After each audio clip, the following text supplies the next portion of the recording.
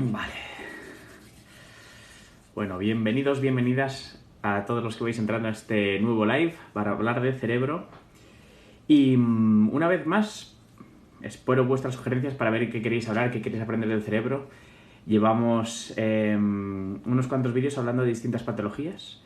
Y bueno, quizás de hoy salen nuevos temas para hablar de los siguientes vídeos, nuevas enfermedades o cosas que os interesen sobre, porque no tienen que ser enfermedades, cómo funciona el cerebro. O porque pasan algunas cosas, ¿no? Dentro de nuestra cabeza, dentro de nuestra mente. Así que vamos allá. Bueno, hola a todos los que vais entrando. Y estoy muy contento de que también está apareciendo por el canal muchas más personas también de Latinoamérica, desde hace poquito. Muchas personas de México, sobre todo. Así que bienvenidos y bienvenidas a todas, ¿vale? Venga, vamos a ver. Venga, buena pregunta. ¿Es verdad que solo utilizamos un porcentaje muy pequeño del cerebro? Creo que todos habréis escuchado el mito del 10%, ¿no? Siempre se habla de solo usamos el 10% del cerebro. Si usamos todo el cerebro, pues en realidad esto no es del todo así, ¿vale? No es del todo así. Es cierto que fijaos, yo me dedico a la resonancia magnética funcional y eso es poner el cerebro dentro de un escáner magnético y puede ver qué áreas se activan y se desactivan del cerebro constantemente a lo largo del tiempo, ¿vale? Y el cerebro nunca funciona al 100% todas las neuronas a la vez. Esto es absurdo y de hecho esa condición se llama epilepsia tónico-clónica generalizada. Si activamos todas las neuronas del cerebro a la vez, desaparece la función, ¿vale? Ahora bien, esto es una cosa, ¿vale? No podemos activar todas las neuronas a la vez del cerebro.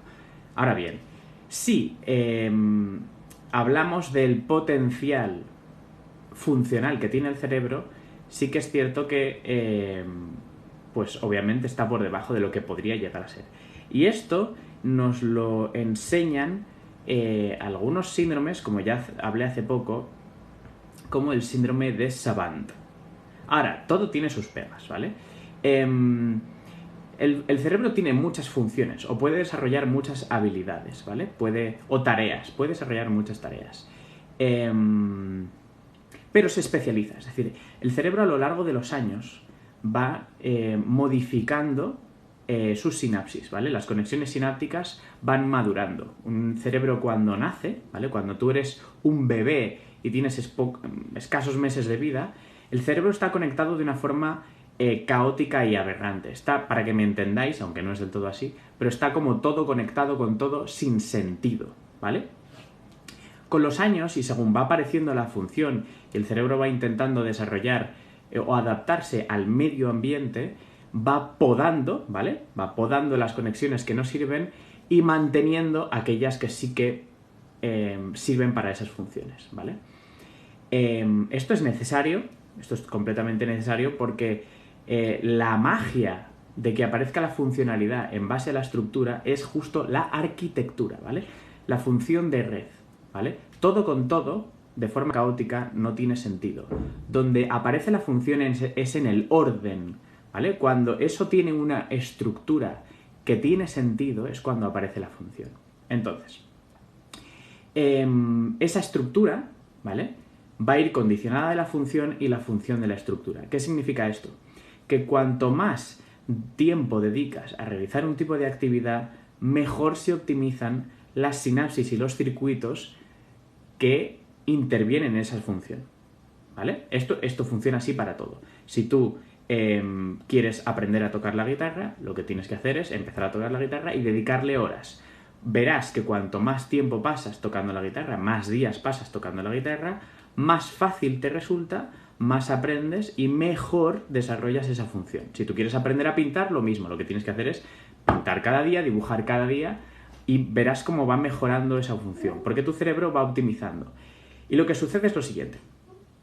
Tú vas a ir cambiando el tipo de procesado de la información.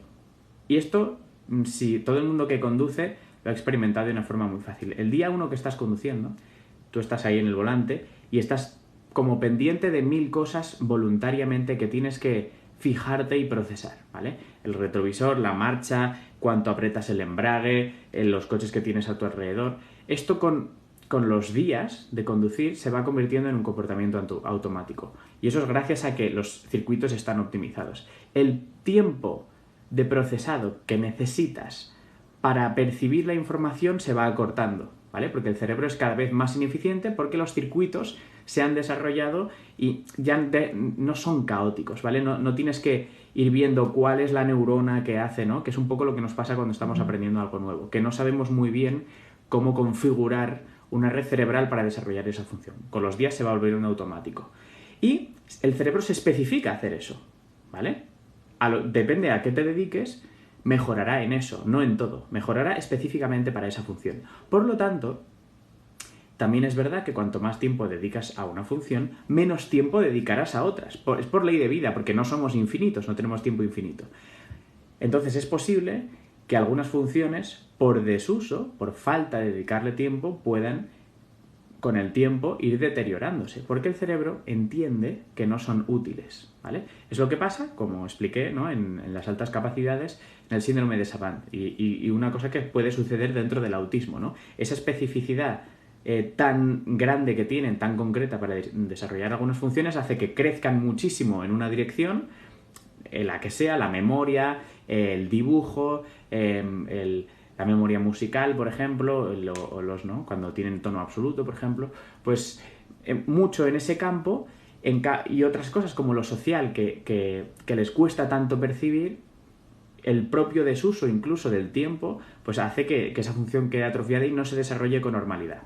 Por lo tanto, ¿se puede desarrollar todas las funciones del cerebro al 100%? No, porque no tienes tiempo, ¿vale? Porque tienes que elegir. La vida son elecciones.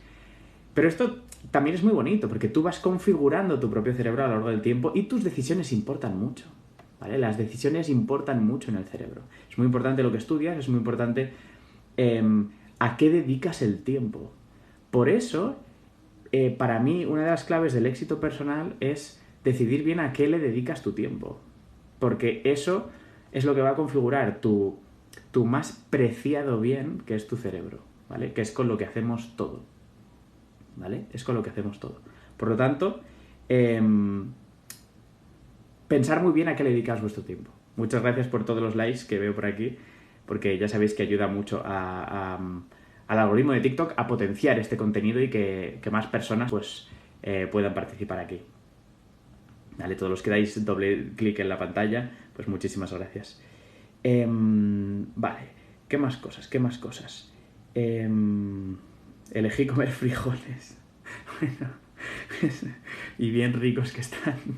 Hace poco estuve en México también y estupendos toda vuestra gastronomía. Un poquito quizás excesivamente picante para mí. ¿Qué más? ¿Cómo ejercitar la atención y la concentración para estudiar? Qué buena pregunta. Pues fijaos, yo aquí os recomendaría una cosa. No solo para estudiar, ¿vale? La concentración para cualquier aspecto de vuestra vida en la que queráis potenciar o lo que queréis dedicaros. Es muy importante controlar vuestros estímulos dopaminérgicos rápidos, porque esto puede ir muy en vuestra contra. Y la vida moderna está llena de este pecado, ¿no? Por así decirlo. Y es que fijaos que todo lo que hacemos es recompensa rápida, ¿vale? Estáis en TikTok y muchos de los que estáis aquí, en cuanto os canséis de escuchar un poco a mí porque estoy aquí un poco estático o porque no estoy interesante, enseguida iréis o haréis scroll para buscar más contenido. El hecho de ser capaz de aguantar esa especie de tentación de búsqueda de recompensa en las cosas menores, ¿vale? En las cosas más sencillas de la vida corriente, te va a ayudar mucho a saber mantener la concentración durante mucho tiempo en algo, ¿vale? Es un problema de lo adicto que es tu cerebro a la búsqueda de nuevo contenido, ¿vale? Y todo funciona así hoy en día, ¿vale? Instagram, cualquier cosa son novedad. El telediario, ¿no? Está buscando meter noticia, y hay muy pocas cosas que nos acostumbren a aguantar durante mucho tiempo en una actividad. Y hay muchas pequeñitas cosas del día a día en las que tú te puedes entrenar. y que va a tener mucha transferencia a cuando tú le tengas que dedicar mucho tiempo a una actividad como el estudio, ¿vale? Aprender a controlar ese tiempo es fundamental. Por eso yo siempre recomiendo a todo el mundo, ¿vale? Que actividades como hobbies que te requieran de mucho tiempo en la misma actividad, como puede ser, por ejemplo, la música o la pintura, en la que tú, por ejemplo, para pintar un cuadro necesitas, o arte digital, me da igual, necesitas mucho tiempo, quizás horas, para acabar una ilustración. O igual no hace falta que acabes una ilustración, sino que hagas muchas ilustraciones, pero que estés mucho tiempo en un tipo de actividad y donde la recompensa venga al final. Esto es muy importante, ¿vale? Porque fijaos que las cosas valiosas en la vida, pues si uno quiere estudiar una carrera, pues vas a pasarlo mal muchas veces. Tienes exámenes, estudio y lo vas a pasar... pero al final el beneficio, la recompensa lo vas a tener tras años, ¿no? En los cuales tú vas a aprender una profesión. O sea, y eso es lo importante, ¿vale? Eso es lo importante. Saludos desde Costa Rica. Pues saludos, me encanta que estéis por aquí. Vamos a ver, más cositas. Más cosas. Quiero aprender a manejar, pero tengo mala memoria, muy distraída, no sé si lo voy a lograr. Sí, entiendo. El ir en coche y todo lo que eso supone es un comportamiento automático. Realmente no depende de tu memoria. Bueno, el examen sí, por supuesto. Tienes que hacer un examen teórico donde básicamente se implica mucho, obviamente, tus funciones de memoria, pero luego lo que es conducir es una actividad tremendamente automática, ¿vale? Tremendamente automática. Y de hecho, la gente que mejor conduce y maneja un coche no es porque que tenga mucha memoria, sino que tiene muy bien optimizado todo, ¿vale? Se ha pasado muchas horas conduciendo y tiene muy bien optimizados todos los circuitos, ¿vale? Vale, después de un ictus mi marido no puede cantar, no tiene tono. ¿Podría volver a hacerlo? Pues supongo que debe tener un ictus del lado derecho, que es donde más se procesa... no, puede ser de los dos lados, ¿eh? Porque depende del tipo de personas, si eres zurdo o diestro, personas que lateralizan más este tipo de funciones musicales a un hemisferio u a otro. Pero una cosa que pasa con los ictus del lado derecho del cerebro, que es donde no está el lenguaje, sabéis que el lenguaje está lateralizado en el lado izquierdo en casi todo el mundo, no en todo el mundo, algunos zurdos lo tienen más lateralizado al derecho y luego hay más mujeres que lo tienen bilateral, ¿no? Pero bueno, en general el lado derecho sí que se encarga de lo que llamamos la prosodia del lenguaje. La prosodia es la musicalidad, ¿vale? Fijaos que en español que hay muchos acentos, ese tono que tenemos al hablar, esa musicalidad, esos cambios de entonaciones, el efecto que hace que una frase parezca una pregunta, por ejemplo, ¿no? Que estás diciendo, ¿estás bien? Este giro que hacemos con la voz es la prosodia del lenguaje, es la melodía del lenguaje, y eso se lateraliza al lado derecho. Y el control de la prosodia y de la melodía del lenguaje, cuando hay un ictus, se pierde. Entonces tienen una forma de hablar como muy plana en cuanto a la acentuación, ¿vale? Como muy plana.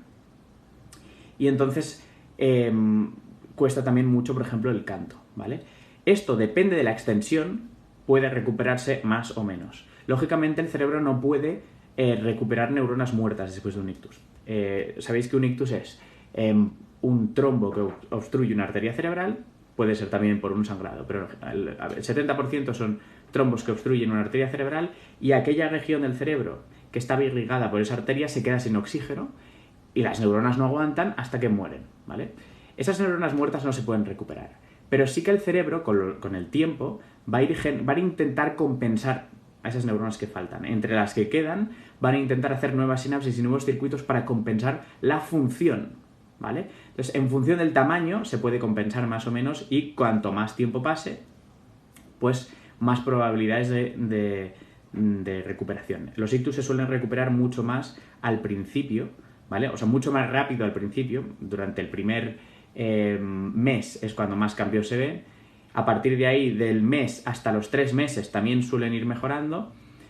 Un poco más lento hasta el medio año. Del medio año a un año ya quedan muy poquitas cosas que mejorar. Y a partir del año es muy difícil, ¿vale? Seguir mejorando función. Aunque los ictus que tienen más de un año sí que todavía son capaces, y en función de cuánta plasticidad cerebral tengan, y esto es muy importante, la edad, cuanto más joven, más plasticidad cerebral, sí que pueden ir toda la vida readaptando circuitos para compensar la función. Y esto es una cosa que sucede durante toda la vida, ¿vale?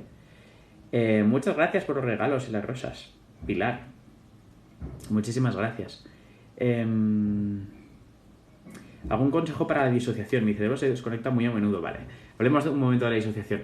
La disociación muchas veces, muchas personas lo habrán experimentado, seguro que todas y todos los que estáis aquí os ha pasado alguna vez, de quedaros como empanaos, ¿no? Como atrapados en vuestra mente en medio de una conversación, de una situación en la que te quedas ensimismado y pensando cosas por dentro, o a veces sin pensar como en nada, como en blanco, ¿vale? Este tipo de actividad cerebral la controla una red que se llama red neuronal por defecto, ¿vale? Es el tipo de actividad predominante que el cerebro tiene cuando está en reposo, cuando te dicen no hagas nada o no pienses en nada, ¿vale? Esta red es fundamental para la cognición, en el ser humano es fundamental y es una de las redes que más se ha desarrollado en comparación al reino animal, ¿vale? Y tiene, bueno, unas estructuras cerebrales, que es el precuneus, el giro angular y el córtex prefrontal medial, ¿vale? Estas estructuras en comunicación entre sí generan o conforman la red neural por defecto. Y es, pues, una de las redes de más jerarquía cognitiva, ¿vale? En el ser humano. Cuando tú entras en este estado como de disociación, ¿no? De quedarte empanada, ¿no? Como sin pensar en nada, es esta red la que está predominando, la que está controlando la jerarquía cerebral, ¿vale?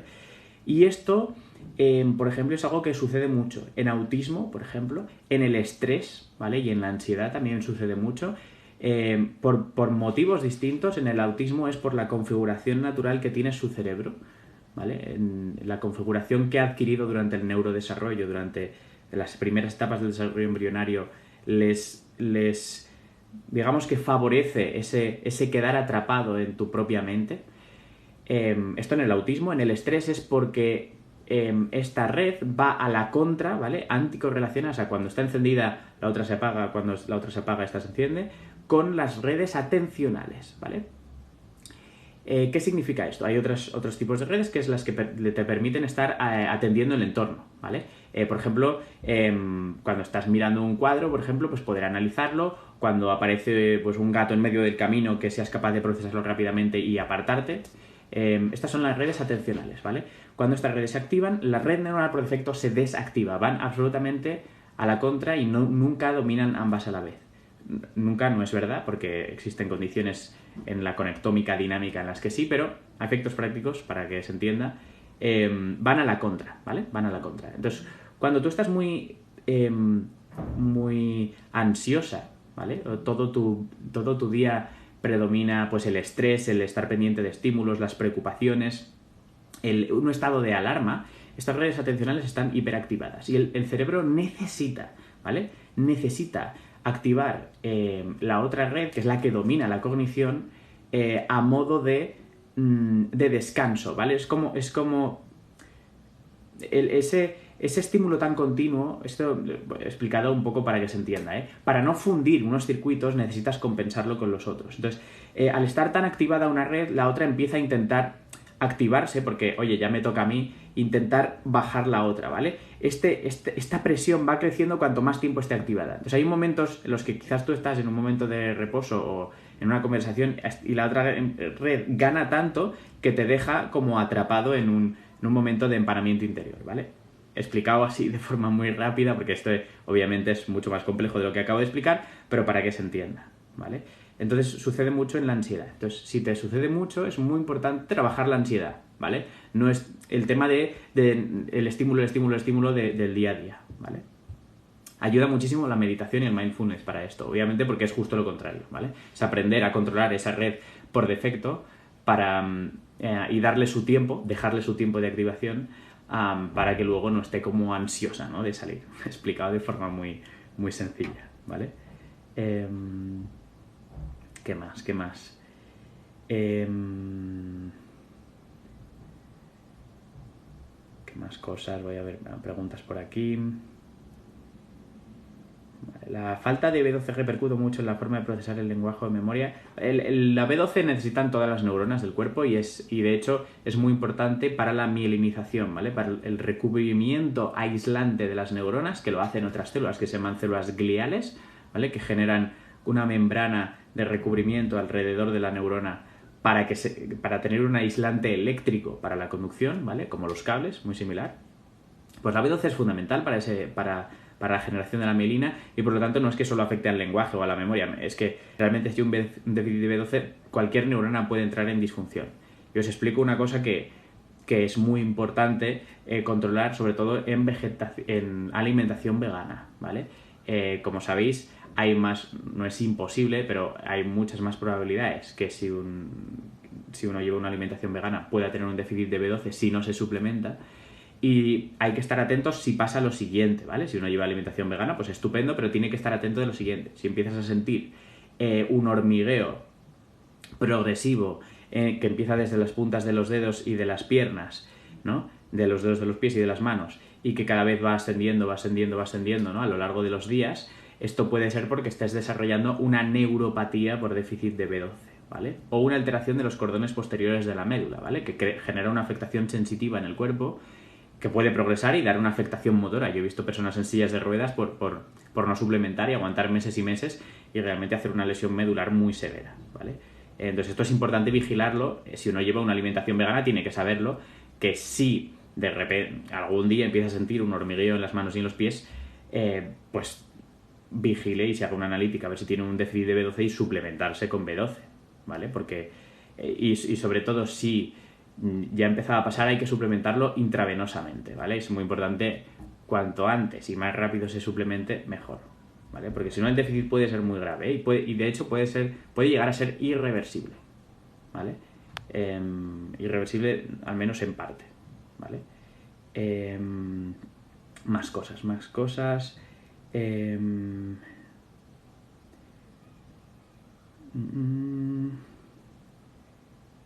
A ver, muy interesante lo que explicas, pues muchas gracias, aquí estamos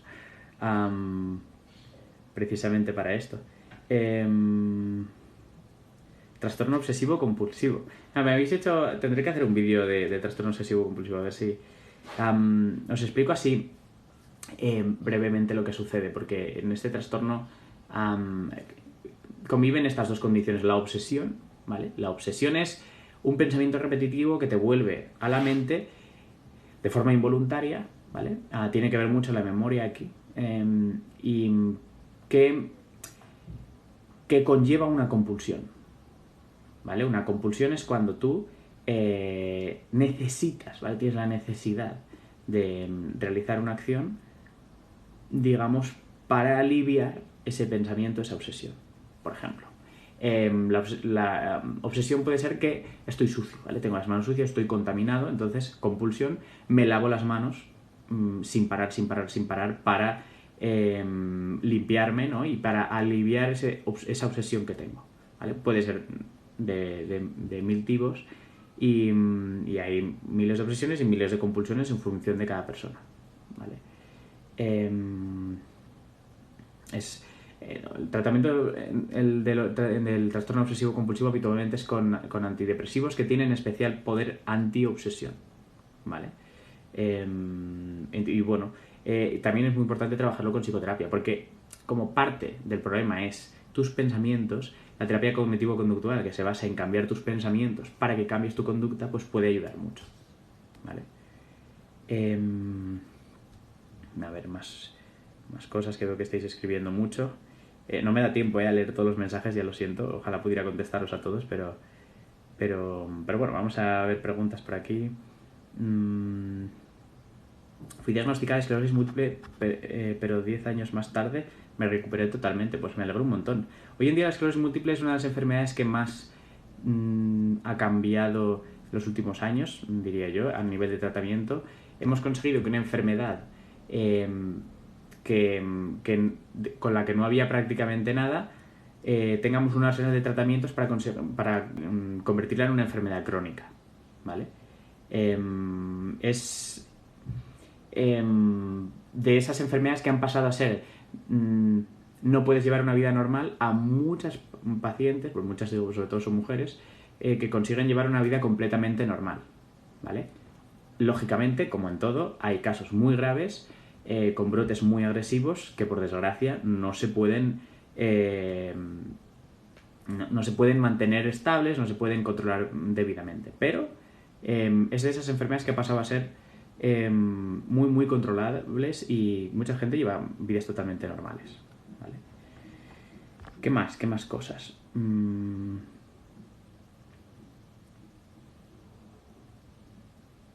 A ver, más mensajes nuevos veo aquí.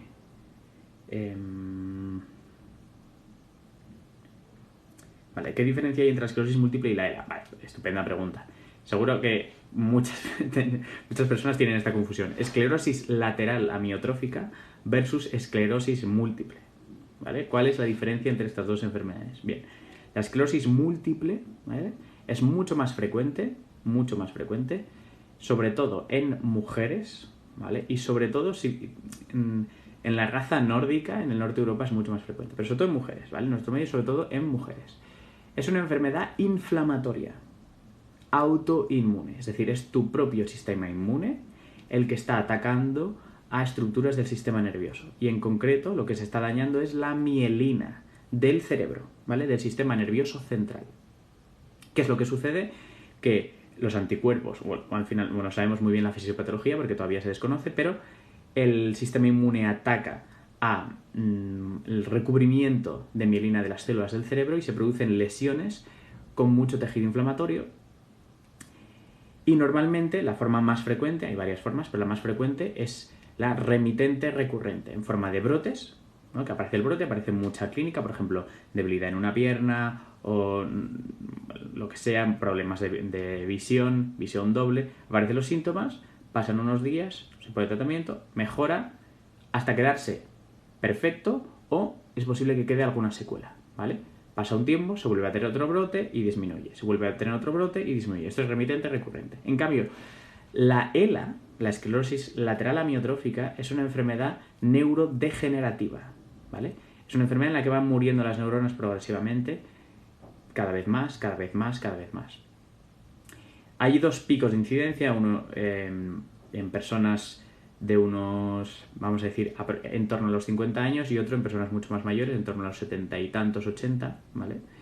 Y lo que sucede es que van muriendo las motoneuronas, neuronas motoras progresivamente, ¿vale? Tenemos dos tipos de motoneuronas, una es la que está del cerebro que va a la médula y la otra es la que va de la médula a los músculos, ¿vale?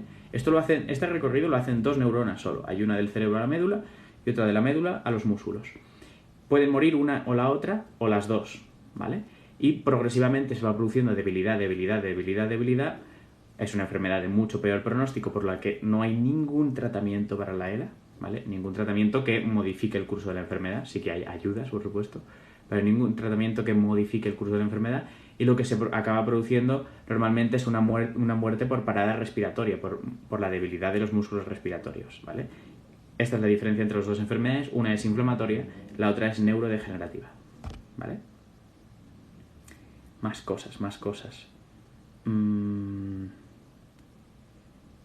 ¿Por qué no puedo silbar después de un derrame cerebral? Pues quizás es porque tienes una parálisis facial y eres incapaz de hacer la coaptación de los labios en forma ovalada, ¿vale? Y si tienes débil el orbicular de la boca, que es este músculo que nos permite hacer así, ¿vale?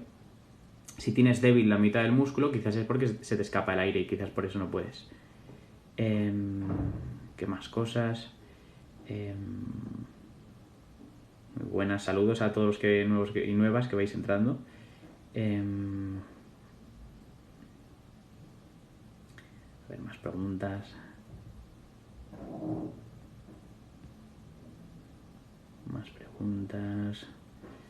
Perdona, que estoy buscando. Muchas gracias a todos los que estáis escribiendo, porque de verdad que se agradece un montón, todo el apoyo y todos los likes que dais se agradecen un montón, ¿vale?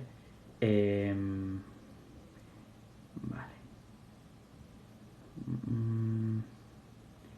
La fibromialgia ya hablé hace poco, hubo bastante controversia en ese vídeo. La fibromialgia es una enfermedad que produce muchísima muchísimo malestar y muchísima pérdida de calidad de vida, ¿vale? Porque el dolor que tienen las pacientes con fibromialgia, pues es muy difícil de llegar a comprender, ¿no? Hay distintos estudios de resonancia magnética funcional en los cuales se observa alguna alteración de redes neuronales. No sabemos si es causa o consecuencia, ¿vale? No sabemos si esas redes están así por culpa del dolor, ¿vale? O es ese estado el que provoca que se tenga tantos dolores, ¿vale? Y hay estímulos que habitualmente no deberían ser dolorosos, ¿no? Como presiones, por ejemplo, ¿no? A una persona sin fibromialgia, presionas, por ejemplo, aquí en el hombro y pues, no tiene que ser un estímulo doloroso. Sin embargo, una persona que tiene fibromialgia, ese tipo de estímulo, el cerebro lo procesa de forma dolorosa, ¿vale? Y esto es lo patológico, ¿vale?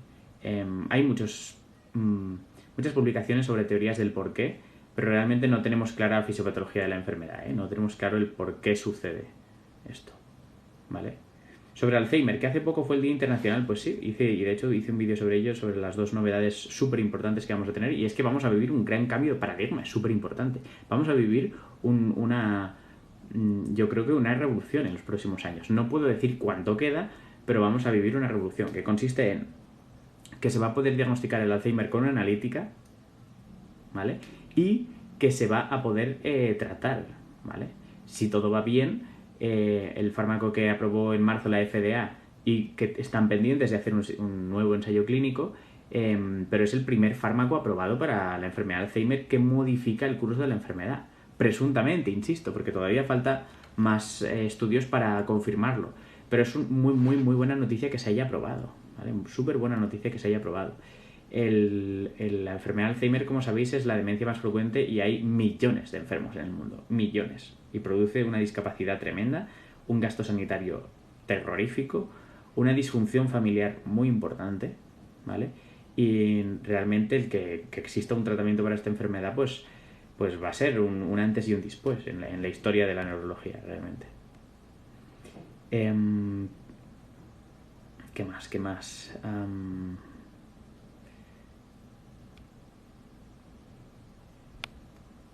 cosas? A ver, veo preguntas aquí, algunas repetidas.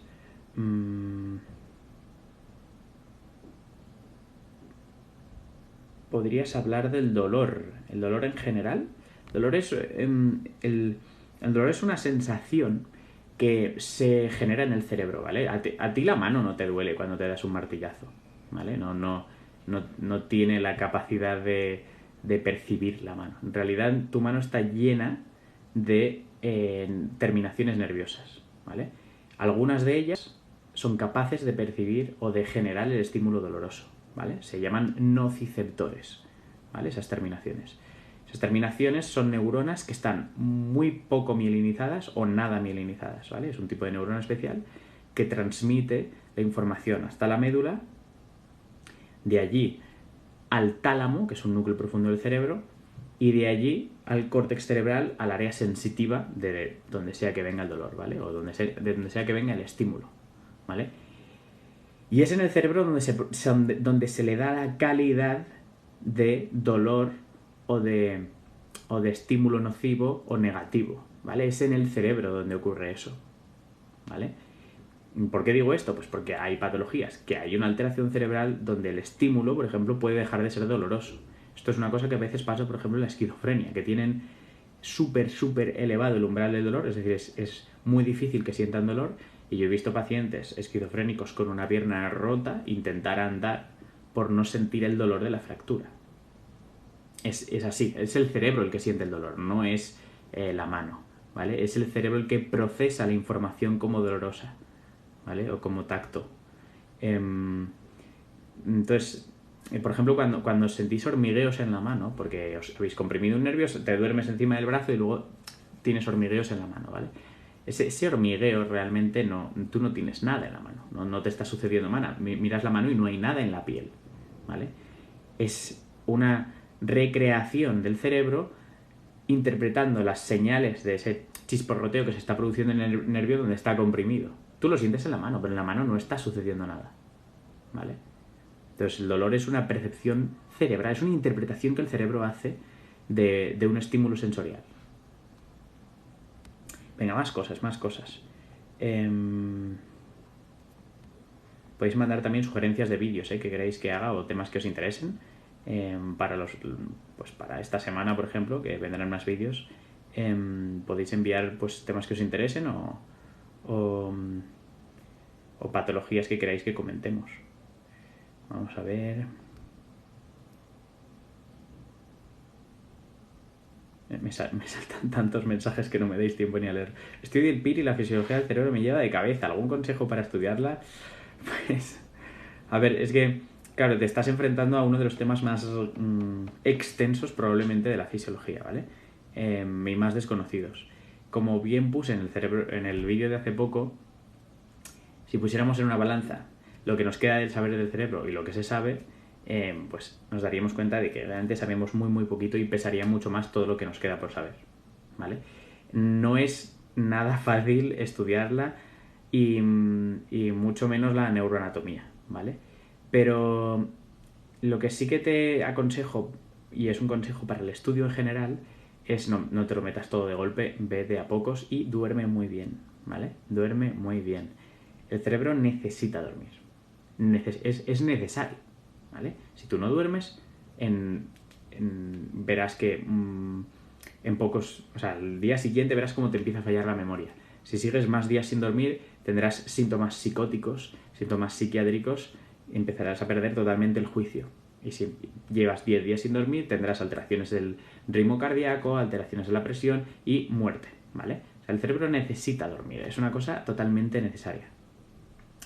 Y durante el sueño, entre otras cosas, se produce un tipo de actividad en la cual se generan nuevas sinapsis y el contenido nuevo aprendido queda fijado, ¿vale? Es muy importante dormir para aprender, ¿vale? Es muy importante dormir bien para aprender lo que quieras, para aprenderlo, para estudiar lo que quieras. Y hay muchos estudios que demuestran que tras dormir tienes mejor memoria, ¿vale? O queda más... Si tú te estudias una cosa y luego te la preguntan, o si tú estudias una cosa, duermes, repasas y te la preguntan, pues es mucho mejor esa segunda opción en la que hay sueño de por medio, ¿vale? Por lo tanto, en vez de meterte todo de golpe, ve durmiendo según vas aprendiendo la información y esto te ayudará mucho a retener, ¿vale? Cuantas más veces repases y duermas, mejor quedará fijada. Te lo dice una persona que ha estudiado el MIR y que se dio cuenta de que eso era bastante necesario. ¿Qué es el Creutzfeldt-Jakob? Muy buena pregunta. Hablemos de... Para mí este es el caso más grave de una demencia rápidamente progresiva que he visto, fue un Creutzfeldt-Jakob, ¿vale? Es sin duda de las demencias más agresivas que existen. Es una enfermedad que destruye el cerebro en cuestión de pocos meses, ¿vale? Lo destruye completamente. Es una enfermedad provocada por priones. Los priones son un tipo de proteínas que están mal plegadas, ¿vale? Las proteínas tienen una estructura tridimensional que se forma por plegamiento, pues algunas de estas proteínas pueden plegarse mal, ¿vale? Y convertirse en priones. Prión tiene la característica, aparte de estar mal plegado, es de conseguir que otras proteínas similares se plieguen mal, ¿vale? Y estas proteínas mal plegadas, el cuerpo, las células en general tienen muchos problemas para metabolizarlas, destruirlas y deshacerse de ellas. Por lo tanto, se van acumulando de tal forma que acaban matando a las células, en este caso a las neuronas, ¿vale? Con el tiempo, con los días, se van acumulando y se van muriendo de neuronas de todo tipo, ¿vale? Progresa transneuronalmente, es decir, una neurona que está infectada infectará a la siguiente neurona, le provocará la misma enfermedad y acabará muriendo. Y así la siguiente, y la siguiente, y la siguiente, y la siguiente, ¿vale? Una persona con una enfermedad de Creutzfeldt-Jakob puede estar una semana normal, a la semana siguiente está desorientada, no sabe dónde está, ha perdido muchas palabras, tiene problemas de memoria, tiene problemas para comunicarse, a la siguiente semana apenas habla, a la siguiente semana empieza a tener problemas de movilidad y crisis epiléptica y así, ¿no? Y cada semana ves el empeoramiento y quizás fallecen depende obviamente del tipo, porque hay varios tipos de Creutzfeldt-Jakob, pero yo he visto una persona fallecer al mes y medio de su diagnóstico, ¿no? Puede ser súper rápida, no es tan frecuente que sea así de rápida, pero realmente puede ser muy, muy, muy agresiva, ¿vale? Es muy, muy agresiva esta enfermedad. Y por desgracia no tiene cura, ¿vale? No tenemos cura para las enfermedades periónicas. Entonces son situaciones dramáticas en las cuales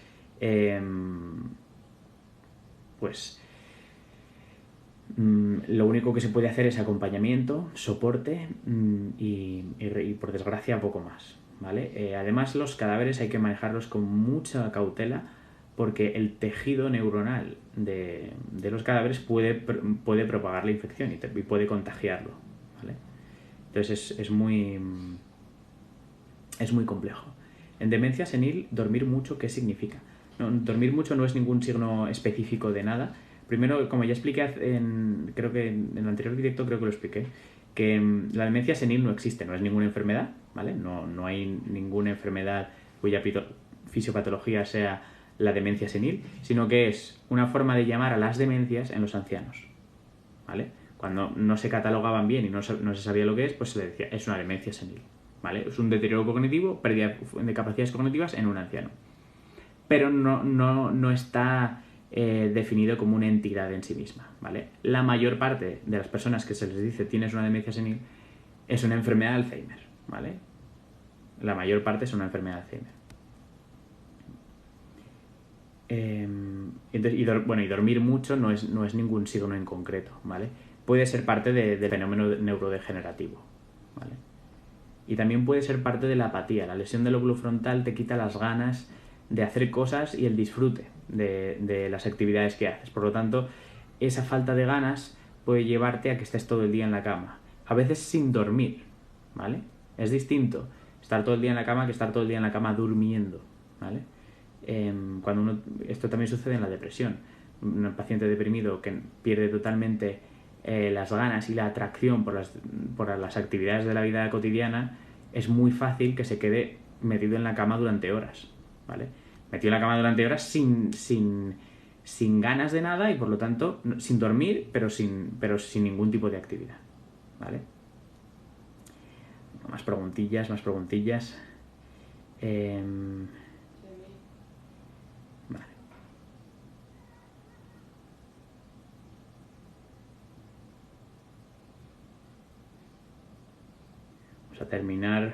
Vamos a terminar con las últimas preguntas.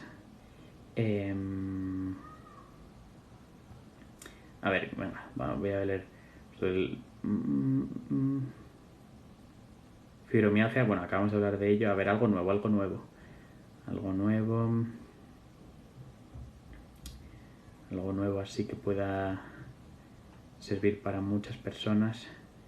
Venga, ¿es genético el Alzheimer? Esto no es una pregunta de sí o no, ¿vale? Lo que tenéis que tener claro es lo siguiente. Si tus padres o tus abuelos, alguno padeció Alzheimer, tú tienes más riesgo de tener Alzheimer. Pero no es obligatorio que lo tengas, ¿vale? Tienes más riesgo que si no hubieses tenido ningún antecedente familiar de Alzheimer, pero esto sucede con cualquier patología.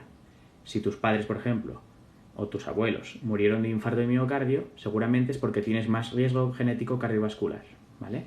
En cada familia hay más riesgo genético de alguna patología. Hay familias donde hay enfermedad cardiovascular, hay enfermedades donde hay Alzheimer, hay algunas familias donde hay Parkinson, hay familias donde hay cáncer, ¿vale? Entonces cada familia pues tiene más riesgo genético de unas cosas y menos de otras, ¿vale? Por lo tanto, si tienes antecedentes familiares de Alzheimer, es más probable que tú lo padezcas que si no lo tuvieses. También, si eres portador de una mutación genética que se llama alelo APOE4, tienes más probabilidades de tener Alzheimer que si no lo tienes. Pero en ningún caso lo hace obligatorio, no hace necesario que tú lo padezcas a lo largo de tu vida. Puedes tener el APOE4 y no tener Alzheimer nunca. Ahora bien, existe una variante especial del Alzheimer que es menos del 1% de los Alzheimer que tienen una mutación que te condiciona prácticamente sí o sí que tú padezcas el Alzheimer siempre y cuando vivas lo suficiente para padecerlo, ¿vale? Esta mutación, ¿vale? Hay varias mutaciones, pero por ejemplo el gen de la presenilina, si lo tienes mutado, pues puedes padecer Alzheimer mucho más precoz. Quizá lo debutas antes de los 50, quizás, ¿vale? Y hay normalmente, muchos integrantes de la familia que también tuvieron Alzheimer muy precoz, y así es como se sospecha que un Alzheimer realmente es genético familiar, ¿vale? Es un tipo de mutaciones muy concreto.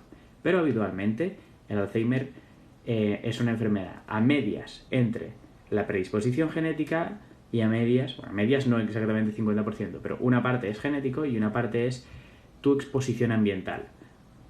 Cómo es tu dieta, si haces ejercicio físico o no, si tienes un alto nivel educativo o un bajo nivel educativo, cuánto entrenas tu cerebro, etcétera, etcétera, etcétera, ¿vale? Un montón de factores ambientales que influyen en tu riesgo de tener o no tener Alzheimer en el futuro, ¿vale? Bueno, esto es todo por hoy.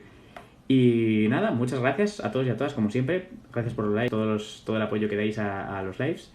Y nada, si también tenéis más sugerencias de vídeos, podéis dejarlo en los comentarios de otros vídeos. Sabéis que hemos hablado de migraña, de Alzheimer, de temblor, de Parkinson, de curiosidades sobre el cerebro. Hemos hablado de estrés y de ansiedad también, de insomnio. Y nada, irán saliendo más temas porque la neurología no nos la vamos a acabar ni aunque hagamos millones de vídeos, así que hay temas de sobra. Pero bueno, si tenéis intereses especiales, pues me lo vais dejando, o en el preguntas y en respuestas. También de vez en cuando miro a ver si hay pues preguntas que puedan ser de interés general y que puedan ayudar a muchas personas. Por lo tanto, muchas gracias por el apoyo y nos vamos viendo en los vídeos y espero todas vuestras sugerencias. Chao.